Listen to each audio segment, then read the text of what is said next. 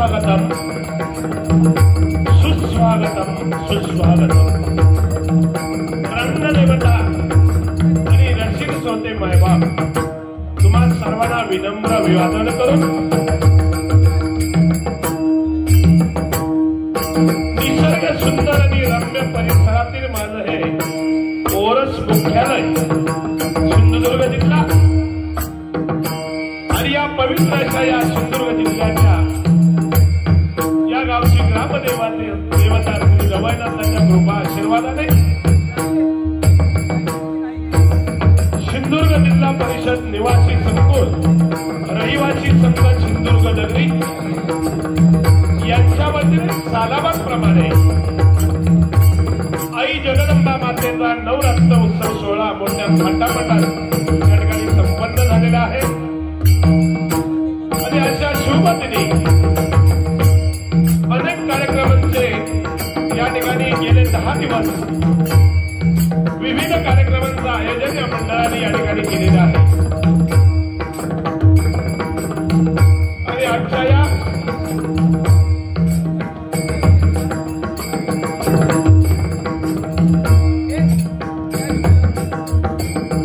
शुभदिनी आज हा डबलबारी भजनाचा जंगी सामना अर्थात आमने सामने असा हा जंगी सामना या ठिकाणी आयोजित केलेला आहे आणि आजच्या या डबलबारीसाठी आम्हाला 2 मुलांची निवड केली आहे। मी स्वतः श्री प्रकाश पारकर मुक्काम पोस्ट कासार्डे तालुका कणकवली जिल्हा सिंधुदुर्ग आणि ज्यांचं आता सुस्वर भजन या ठिकाणी सादर झालं ते सन्माननीय भजन सम्राट विनोदजी चव्हाण बुवा मुक्काम पोस्ट घोडगे भरणी तालुका कुडाळ जिल्हा सिंधुदुर्ग सुखवस्ती मुंबई दहिसर आणि इले दहिसर आम्हा दोन्ही बुवांना या ठिकाणी भजन करण्याची सुसंधी जिल्हा परिषद सिंधुदुर्ग जिल्हा परिषद निवासी संकुल रहिवासी संघ यांच्या वतीने अतिशय सुंदर असं नियोजन या ठिकाणी करण्यात आलेलं आहे। खरोखरच या रहिवासी संकुलाचं मी मनापासून धन्यवाद व्यक्त करतो। एकदा जोरदार टाळ्या माझ्या या आयोजकांसाठी एकदा होऊन जाऊ दे, कारण नेटनिटकं आयोजन या ठिकाणी या मंडळाने केलं। या मंडळाचे अध्यक्ष आमचे मित्र सन्माननीय लक्ष्मीकांत परब, त्याचप्रमाणे या मंडळाचे उपाध्यक्ष सन्माननीय सागर कोचरीकर, त्याचप्रमाणे या मंडळाचे सचिव सन्माननीय गुरुनाथ राऊळ, त्याचप्रमाणे या मंडळाचे कार्याध्यक्ष सन्माननीय राजू डाके, खजिनदार सन्माननीय संतोष जोई आणि या मंडळाचे सल्लागार सन्माननीय संकेत ब्रिक खोटरे साहेब आणि अशोक गीते, या सर्वांचे मी मनपूर्वक माझ्या मंडळाच्या वतीने लाख धन्यवाद व्यक्त करतो। तुम्हा सर्वांना परमेश्वराने उत्तम असं आरोग्य द्यावं, तुमच्या सर्व इच्छा मनोकामना त्या भगवंताने पूर्ण कराव्या अशी आई जगदंबेच्या चरणी सत्यनारायणाच्या चरणी प्रार्थना करतो। त्याचप्रमाणे आजच्या या कार्यक्रमाचे संयोजक आमचे मार्गदर्शक सन्माननीय सुनील यादव सर, आपल्यालाही लाख धन्यवाद या ठिकाणी व्यक्त करतो। त्याचप्रमाणे आमचे परममित्र भजन सम्राट ज्याने आम्हाला फोनद्वारे संपर्क साधला ते रवी कदम बुवा यांच्याही चरणाशी नतमस्तक होतोय। माझ्या गावचे रहिवासी आणि या संकुलामध्ये राहतात ते माझे मित्र, माझे गाववाले सन्माननीय प्रकाश सुर्वे यांना सुद्धा लाख धन्यवाद देतो आणि ज्यांच्या प्रेरणेतून हा कार्यक्रम अनेक वर्ष चालत आला, 30 वर्षाची परंपरा आहे, त्याच्यामध्ये मला वाटतं जवळजवळ 23-24 वर्ष ज्यांनी अध्यक्ष म्हणून हे काम पाहिलं ते कैलासवासी अशोकजी मराठे साहेब, त्याचप्रमाणे कैलासवासी कांता कोचरकर आणि कैलासवासी कृष्णा नेरुळकर यांच्या आत्म्याला चिरशांती परमेश्वराने द्यावी अशी सदिच्छा या ठिकाणी व्यक्त करून उपस्थितांमध्ये कोणी भजनी बुवा, कोणी मृदुंग वादक, अन्य कलेचे कलाकार कोण उपस्थित असेल तर या जागेवरून सर्वांना मी चरण वंदन करतो, तुमचा आशीर्वाद घेतो. माता भगिनी उपस्थित आहेत, त्यांचाही आशीर्वाद या ठिकाणी घेतो. वदन सिंग मायबापांचा आशीर्वाद घेतो आणि संपूर्ण विश्वाचं दैवत श्री गणरायाला वंदन करून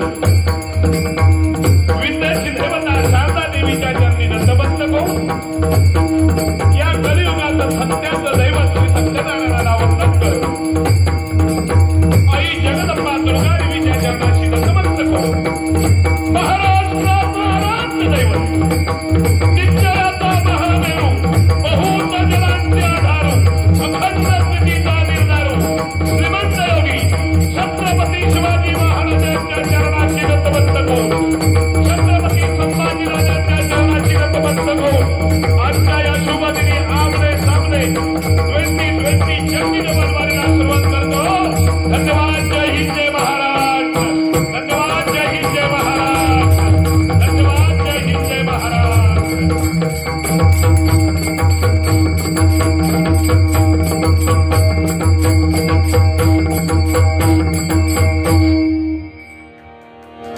धन्यवाद. धन्यवाद. धन्यवाद. अतिशय सुंदर अशी सुरुवात भजनाची या ठिकाणी विनोदजी चव्हाण बुवा यांनी केलेली आहे. खरोखरच म्हणजे पेटी वादन म्हटलं की खरोखर या माझ्या कोकणामध्ये प्रथम जर कोणाचं नाव येत असेल तर सन्माननीय विनोद चव्हाण बुवा. एकदा जोरदार त्यांच्यानी वाजवा. कारण खरोखरच पेटी त्यांना बघितल्यावर ती खुलते. खरंच ती खासियत आहे बुवा तुमची. म्हणजे मी बघितले, महाराष्ट्रभर फिरलो, अनेक डबलबाऱ्या केल्या, पण खरोखरच पेटी वादन म्हणजे बुवा लाजवाब आहे. मनापासून तुम्हाला धन्यवाद देतो. या ठिकाणी उत्तम असं हे नियोजन माझ्या या मंडळाने केलेलं आहे. कारण तुमचे कौतुक करावे तेवढे कमी आहे. कारण काही रहिवासी या ठिकाणी राहत आहेत, पण मला वाटतं 70% रहिवासी बाजूला प्रायव्हेटमध्ये जाऊन राहत आहेत. कारण त्या प्रकारची सोयी ते नाही आहे. बरोबर ना. आम्ही पाहिल्यानंतर आम्हालाही दुःख वाटलं की शासकीय वसाहत आहे आणि आज अशा परिस्थितीमध्ये आहे. माझ्यासारखा एक सिंधुदुर्ग जिल्ह्यातला एक कार्यकर्ता या नात्याने मला खरोखर वाईट वाटलं बघितल्यानंतर. मी जिल्हा परिषद सदस्य होतो, पंचायत समिती सदस्य आलो, सभापती झालो, जिल्ह्याचा युवक अध्यक्ष, राज्याचा उपाध्यक्ष, अनेक पदं भूषवली. पण ही परिस्थिती बघण्यावर मला खरोखर वाईट वाटला की माझ्या जिल्ह्यामध्ये ही अवस्था असावी, याचं दुःख मला झालं. मी निश्चितपणे सांगतो तुम्हाला की ही गोष्ट मी पालकमंत्री साहेबांच्या कानावर नक्कीच घालेन, हा विश्वास देतो तुम्हाला या ठिकाणी. आणि खरोखरच तुम्हाला सर्वांना मी लाख लाख धन्यवाद व्यक्त करतो की अशा ठिकाणी तुम्ही बाजूला जाऊन राहता तरीही या मातेवर, अंबा मातेवर आणि त्या सत्यनारायणावर तुमचं जे प्रेम आहे आणि तुमची जी निष्ठा आहे, ती निष्ठा तुम्ही जपण्यासाठी गेले 30 वर्ष, बरोबर ना. 30 वर्ष ही अविरत सेवा त्या मातेची तुम्ही करताय. 100% सांगतो तुम्हाला, जे जे पाहिजे ती माता दिल्याशिवाय राहणार नाही. हा आत्मविश्वास या भजनाच्या निमित्त आपल्याला देतो. मनापासून कौतुक करतो आणि भजनाला प्रारंभ करतोय. धन्यवाद.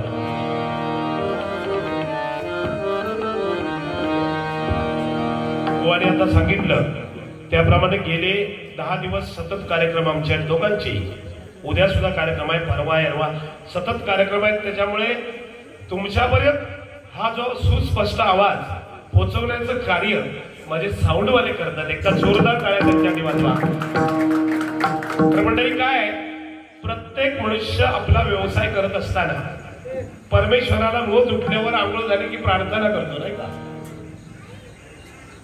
एखादा इंजिनियर असला तर तो रोज विचार करतो की एखादं कुठल्या तरी बिल्डिंगचं काम निघावं, ते काम मला मिळावं, त्याच्यातून मला काही पैसे मिळावे, बरोबर ना. एखादा डॉक्टर असेल, आंघोळ झाली की देवाजवळ जातो, प्रार्थना करतो की कोणतरी 2-4 आजारी पडायचे, माझ्याकडे पेशंट म्हणून यावे आणि त्याच्यावर माझा उदरनिर्वाह चालवा.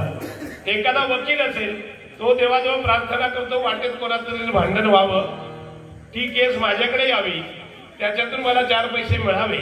असा प्रत्येक जण आपापल्या पद्धतीने विचार करत असतो. पण एकमेव ह्या जगामध्ये असा विचार करणारा माणूस आहे, रोज उठला, आंघोळ झाली, देवाजवळ प्रार्थना करतो आणि सांगतो, देवा आज माझ्या गावामध्ये, माझ्या वाडीमध्ये, माझ्या आजूबाजूच्या विभागामध्ये कोणारी तरी चांगलं शुभ कार्य व्हावं आणि त्या ठिकाणी माझा साऊंड लागावा, तो माझा साऊंड वालाय. लक्षात घ्या. जोरदार टाळ्या त्यांच्यासाठी वाजवा.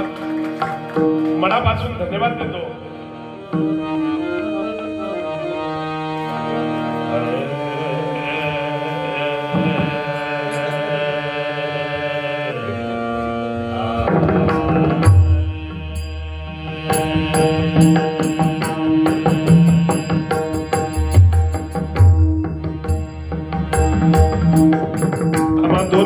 मध्ये बसलेले आमचे मार्गदर्शक सन्माननीय बाळा घाडी साहेब आहेत.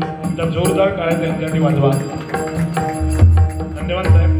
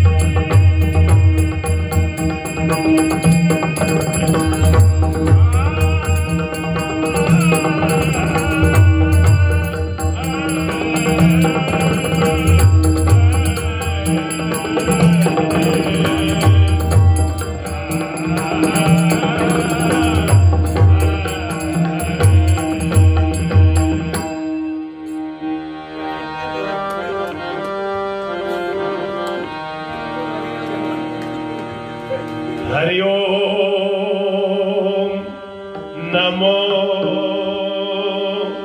स्वामी सद्गुरु परब्रह्मा.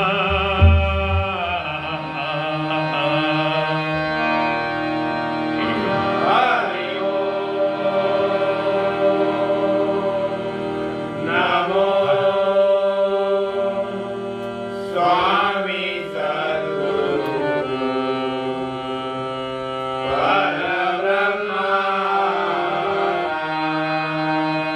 भूत विश्व करता अगाध्य महिमा. भूत विश्व करता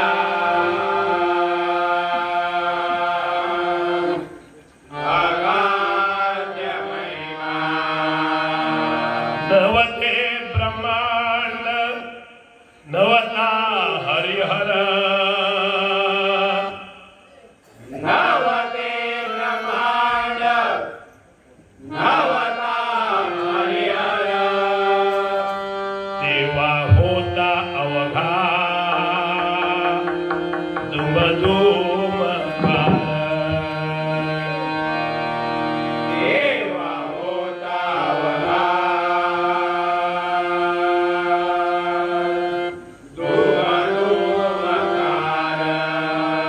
गुरुनामई दोन अक्षर.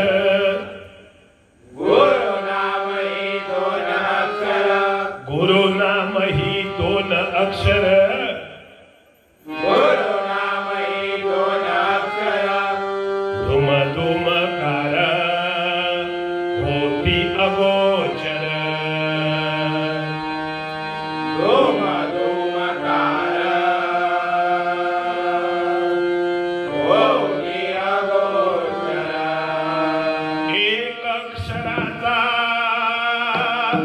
विस्तार झाला.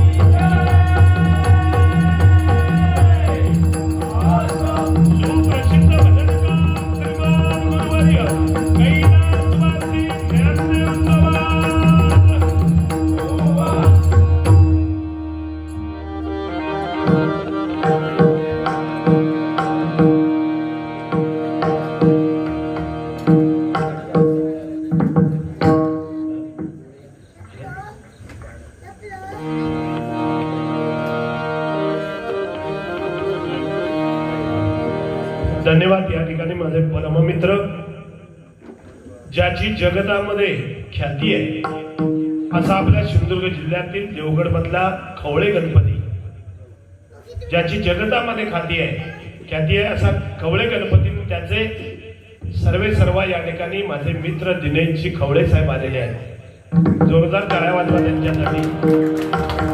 जरा बसणार तर बरं वाटेल त्याला। या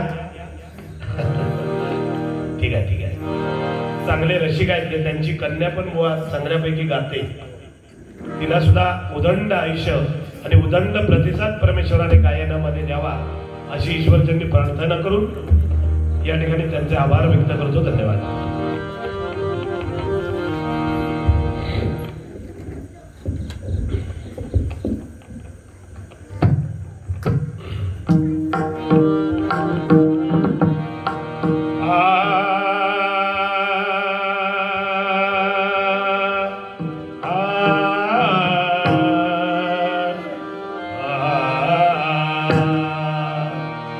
या ठिकाणी सन्माननीय विनोदजी चव्हाण बुवा यांनी आपल्या शैलीमध्ये अतिशय चांगल्या प्रकारे भजन आणि चांगल्या प्रकारचं प्रबोधन या ठिकाणी माझ्या भजन रसिक मायबापांना केलेलं आहे।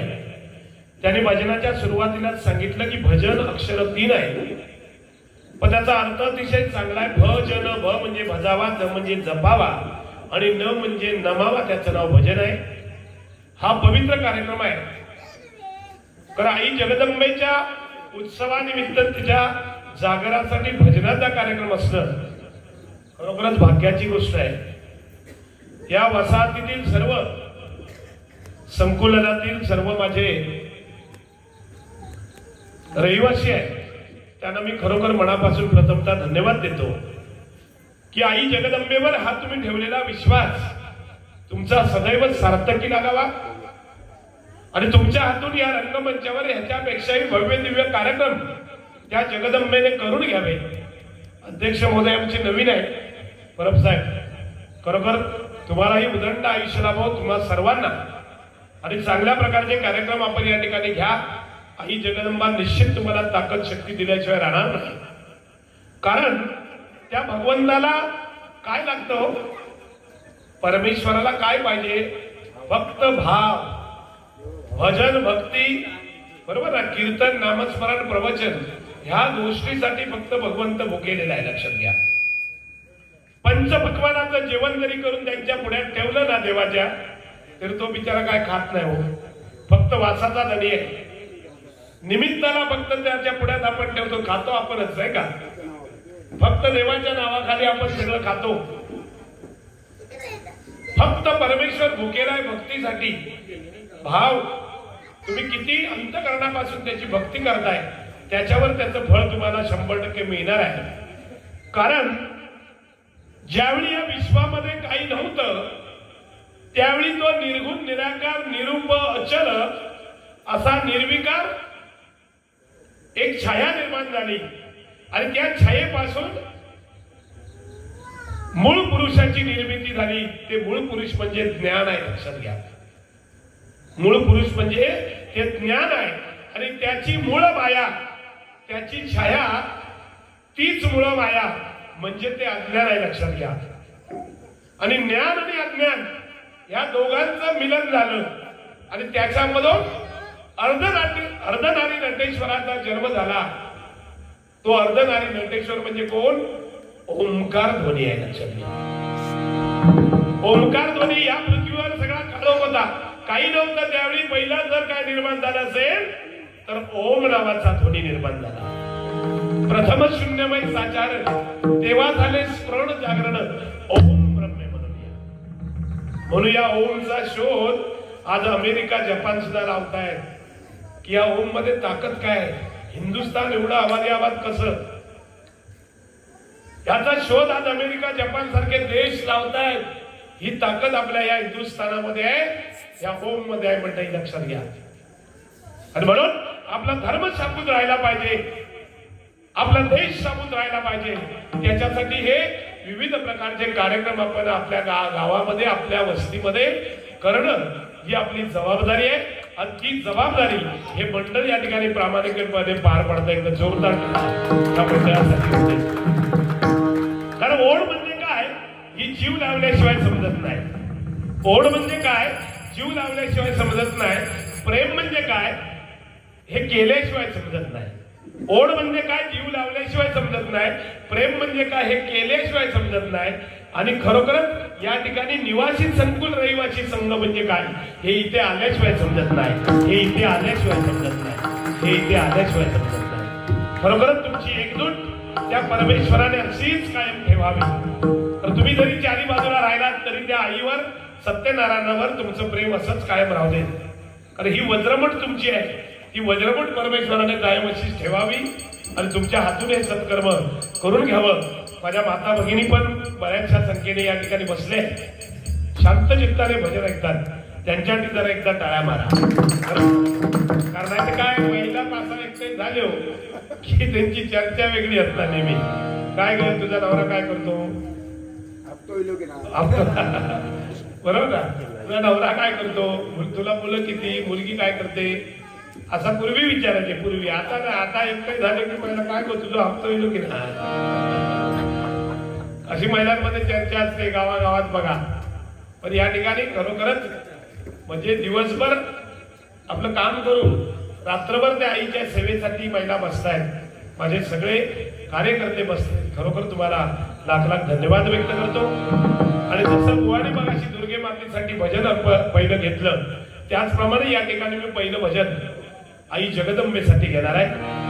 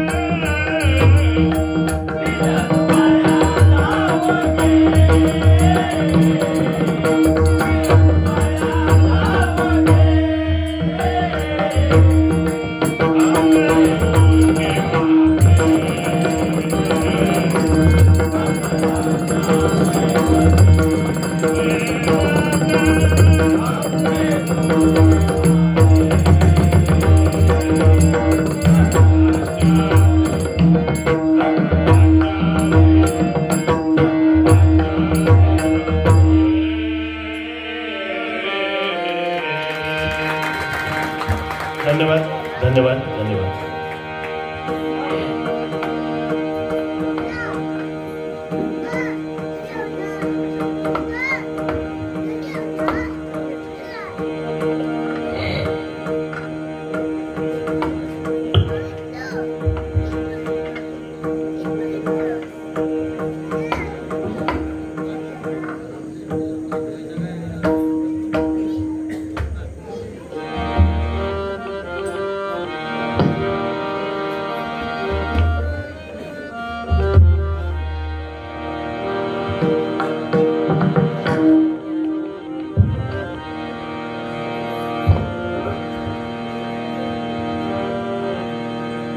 करितो वंदना गजानना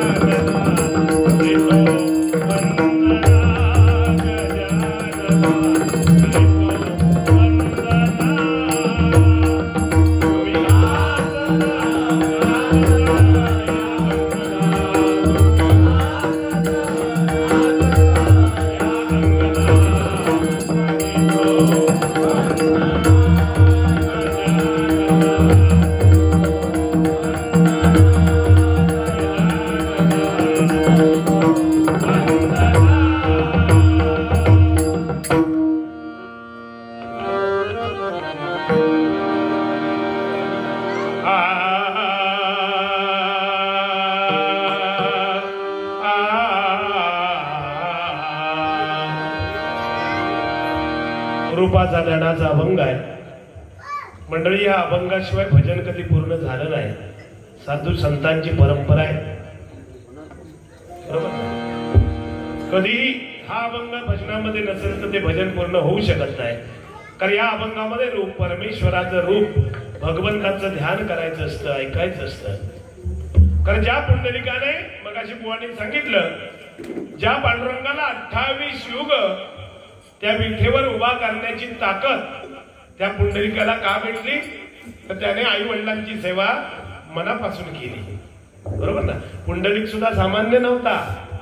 सुरुवातीला त्याने काय केलं माहितीये, आई वडिलांच्या गळ्यामध्ये दोरी बांधली, बायकोला खांद्यावर घेतलं आणि काशी यात्रा करायला निघाला.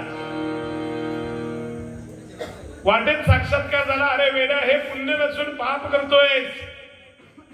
अरे आई वडिलांच्या गळ्यामध्ये दोरी बांधली, बायकोला खांद्यावर घेतलं, निघालाच कुठे. जा म्हणावं पहिला आई वडिलांची सेवा कर, क्षणाचा विलंब न लावता.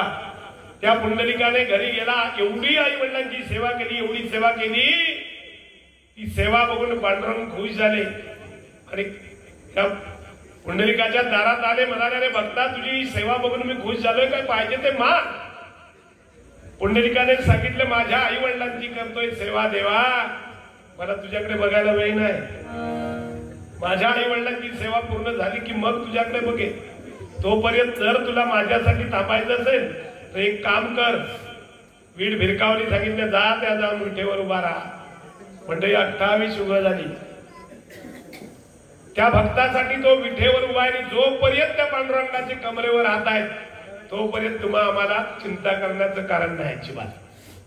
जेव्हा कमरेवरचे हात देव खाली घे क्षणार्धात संपलेला असतात. लक्षात घ्या भक्तासाठी जोपर्यंत तो पांडुरंग उभा आहे चिंता करण्याचं कारण नाही. आणि म्हणून प्रत्येक मानवाने आपली जबाबदारी आहे आपल्या आई वडिलांची सेवा मनोभावी करा.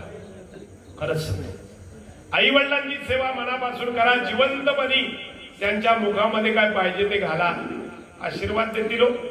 काय लागतं एवढं आई वडिलांना, एवढं काय लागतं. आपण कुत्रा पाळतो ना, कुत्रा, त्या कुत्र्यावर जे प्रेम करतो त्याच्यासाठी खर्च करतो ना, त्याच्यातला अर्धा खर्च जरी आई वडिलांवर केला तरी तुम्हाला आशीर्वाद मिळेल बरोबर ना.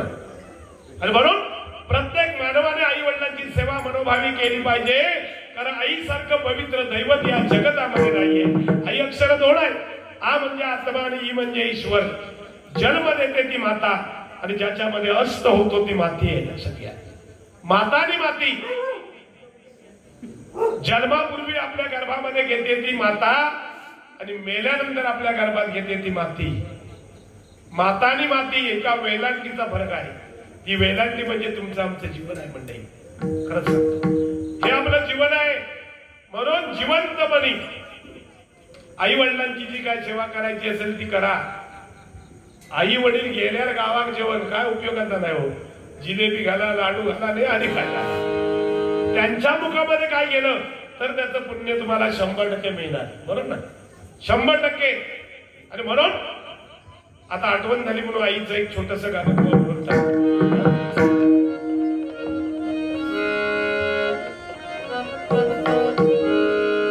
आई माझी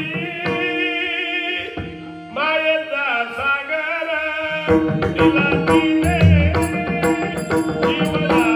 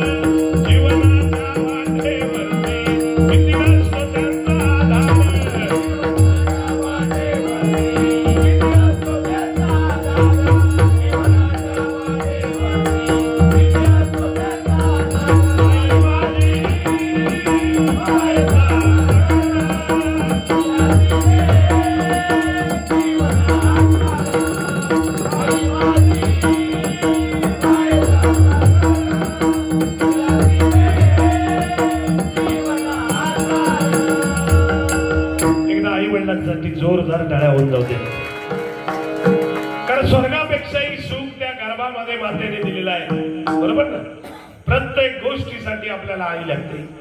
सोन्याचा घास आईने भरवलाय, शाळेत नेऊन आईने सोडलेला आहे, बरोबर ना. अंगावरचे कपडे आईने मळ म्हटली नाही धुतलेले आहेत. कोणत्या कोणत्या प्रकारे आईने वडील दोघांनी मदत केलेली आपल्यासाठी, बरोबर ना.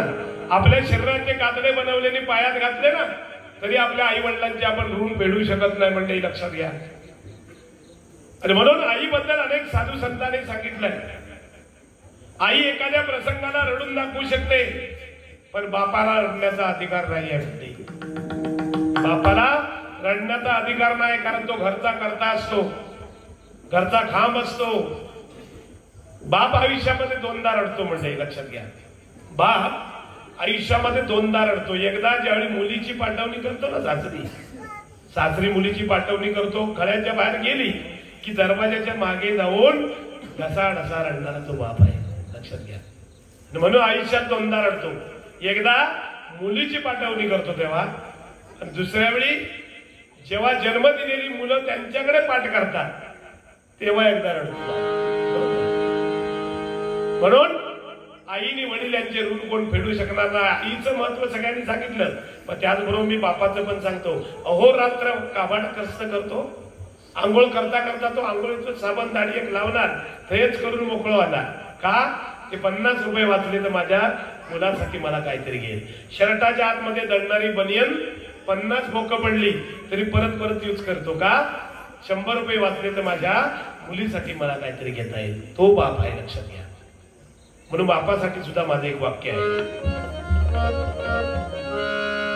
बाप नसतो